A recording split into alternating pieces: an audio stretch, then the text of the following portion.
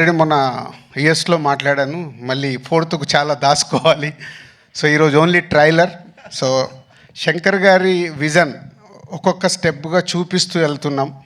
వారి ఒక్కొక్క పాటలో ఆ గ్రాండియర్ కానీ, వారు చూపించిన మూమెంట్స్ సాంగ్లో చేసినవి కానీ, లిరికల్ వీడియోల ద్వారా కొంచెం కొంచెం సాంగ్లో ఇస్తూ వెళ్ళాం. ఒక టీజర్ ఇచ్చాం, ఈరోజు ఒక ట్రైలర్ వరకు వచ్చాం. సో ఇది ఇంకా నా లెక్కన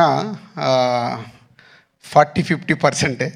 సో చాలా దాచిపెట్టి శంకర్ గారు 10th రోజు అందరికీ చూపించబోతున్నారు.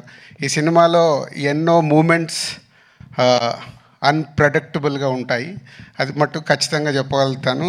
నిన్నే తమన్ బ్యాక్గ్రౌండ్ స్కోర్ చేస్తూ రమ్మంటే ప్రసాద్ ల్యాబ్కి వెళ్తే 2 రీళ్లు చూపించాడు. అది చూసిన తర్వాత ఇంకా గట్టిగా తొడగొట్టాలని ఉంది, కానీ ఓవర్ అవుతుందని ఆగిపోతున్నాను.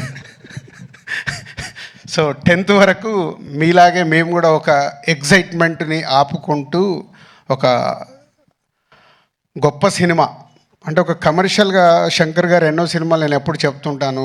ఒక జెంటిల్మెన్ దగ్గర నుంచి భారతీయుడు కానీ, ఒకే ఒకటి కానీ, శివాజీ కానీ, ఆఫ్టర్ లాంగ్ టైం మళ్ళీ శంకర్ గారు ఒక